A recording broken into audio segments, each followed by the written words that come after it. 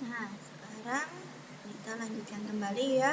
Tadi kita sudah sampai ke teks bacaan yang kelima. Sekarang yang keenam, makhluk hidup peka terhadap rangsang. Kepekaan makhluk hidup terhadap rangsang berbeda-beda.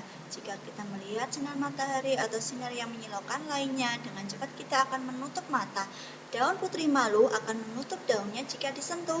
Buah pada pohon pacar Cina akan meletus jika disentuh. Landak dan kaki seribu akan menggulung badannya jika disentuh. Kemudian, apa bu ciri makhluk hidup di sini? Yaitu peka terhadap rangsang.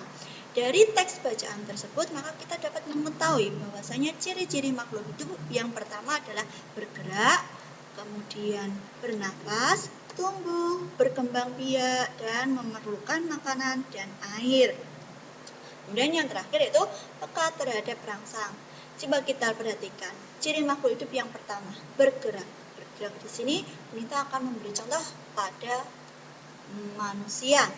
Manusia juga termasuk makhluk hidup yang salah satu cirinya adalah dapat bergerak. Manusia dapat melakukan gerak dengan bermacam cara. Berikut ini kita akan mempelajari berbagai gerak kombinasi berjalan dan berlari. Gerak kombinasi berjalan dan berlari yang pertama berjalan. Sekarang kamu perhatikan pada buku paket. Ada cara berjalan ke samping kiri. Lihat tanda panahnya anak-anak ya, yang ini. Kemudian berjalan ke samping kanan. Kemudian berjalan ke depan. Berjalan ke belakang.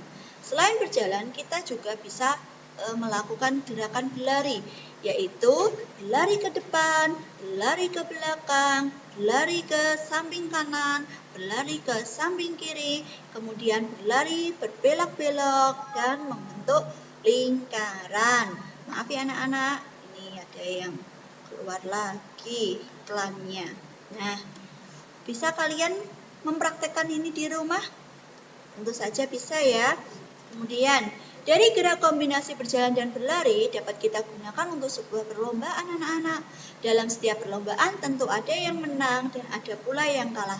Dalam sebuah perlombaan, gerak kombinasi berjalan dan berlari, kekuatan kaki menjadi faktor utama keberhasilan dalam perlombaan.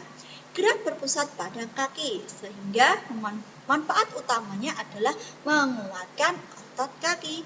Dalam perlombaan, jika menang, maka kita tidak boleh sombong. Sedangkan jika kalah, maka kita juga tidak boleh berkecil hati. Kita harus selalu bersyukur atas apa yang kita dapatkan.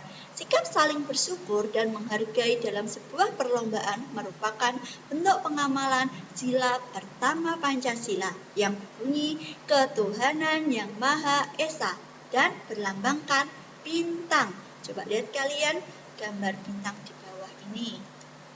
Selain manusia, ikan juga merupakan contoh dari makhluk hidup. Nah, ikan dan cicak mempunyai persamaan anak-anak, yaitu apa? Dalam berkembang biak. Cara berkembang biak ikan dan cicak yaitu bertelur. Contoh, ikan apa bu? Ikan mas. Ikan mas dapat menghasilkan telur lebih dari 1000 butir telur. Wah, banyak ya anak-anak. Nah, bagaimana cara kita membaca dan menulis bilangan 1000 atau ribuan? Nah, di sini kita akan menjelaskan. Bilangan ribuan itu adalah bilangan yang terdiri dari 4 angka. Contohnya 1000 dibaca 1000. Kemudian 4 angka lagi, 2000 dibaca 2000. Kemudian kita punya bilangan lagi, 3500 dibaca 3500. Ya, sudah paham anak-anak?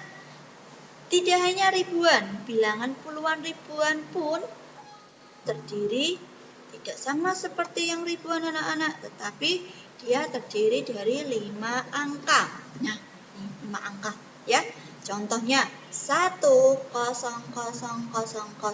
dibaca 10.000. Bilangan lagi 11000 dibaca 11.000. Kemudian 12500 dibaca 12.500. Setelah kita belajar membaca dan menulis sebuah bilangan, ayo kita mengurutkan bilangan ribuan dari yang terkecil hingga yang terbesar. Coba perhatikan, kita mempunyai contoh soal bilangan dari bentuk bilangan yang kita sudah ajak seperti ini. Berapa ini? 5.250. Kemudian 3.250. Lalu 1.250. Lalu 2.250. Yang terakhir 4.250. Nah, dari kelima bilangan yang sudah Bunita tulis ini, coba kita urutkan dari yang terkecil, kira-kira berapa? Ya, yang pertama, betul, 1.250. Selanjutnya, iya, 2.250. Kemudian, 3.250. Lalu, 4.250. Dan yang terakhir, 5.250. Nah, sekian penjelasan dari Bunita, dan di akhir video ini nanti Bunita akan mengirimkan tugas soal berupa pembelajaran yang telah Bunita jelaskan dari pembelajaran 1 dan 2. Kalian harus kerjakan menggunakan aplikasi Google Form. Semangat anak-anak untuk belajarnya. Sekian, wassalamualaikum warahmatullahi wabarakatuh.